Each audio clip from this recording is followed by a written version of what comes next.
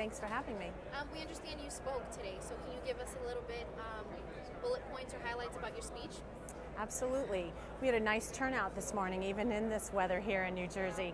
We are an architectural graphics company. We manufacture wayfinding systems for hospitals, schools, universities, anyone that's looking to provide a comprehensive wayfinding sign package for their facility. Nice. This is a great atmosphere where you've got facility managers. I've met a lot of architects, interior designers that are looking for this type of product. Right. Can you tell us a little bit about Mohawk Signs and what you guys do there? Okay, well, as an architectural graphics company, we are day in and day out manufacturing a signage that has components of green. In fact, I've brought a few if I can show you. Sure, definitely show us.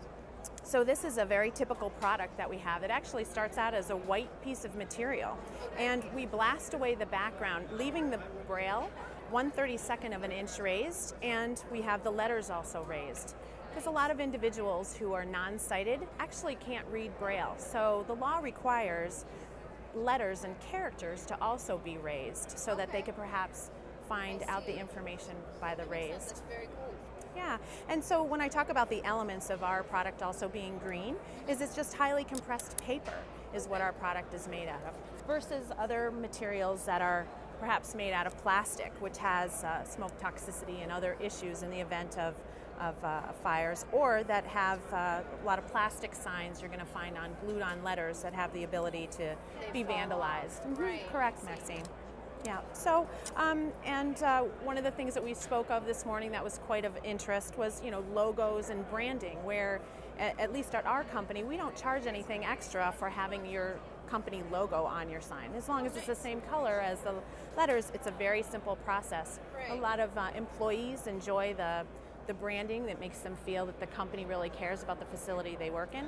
And then also as a participant in a building and walking around, you want to make sure that you feel like, oh, I'm still in the same building suite that I was in. I haven't walked out into someone else's property. Exactly. So, I like that. It's very nice. thank you. Thank you. Anything else you want to show us? Well, one of the interesting things that's only out about less than a month is the United States Green Building Council, called the USGBC, has now come out with various icons that are going to be required for learning about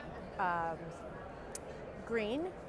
Biggest component of LEED and this environmentally conscious society that we have now is, what do you want to do to educate the people about what a sign, what steps they're taking within a facility to be more green?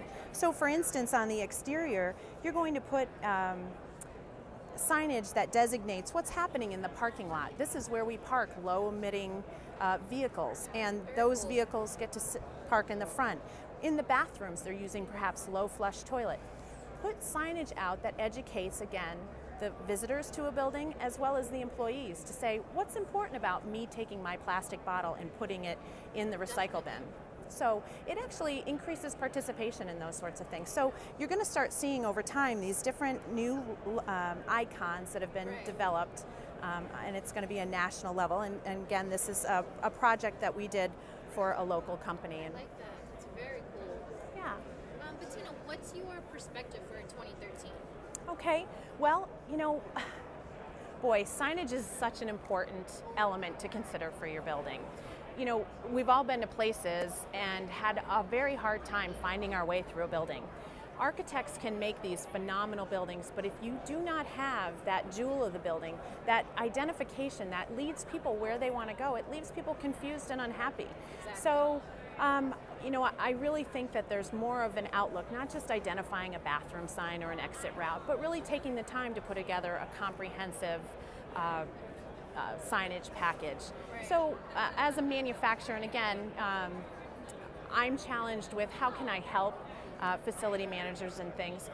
So I see that as one point. Another point I'd like to share is, the economy is a tough economy, and as a small business owner myself, I was really touched by the Hurricane Sandy and its impact.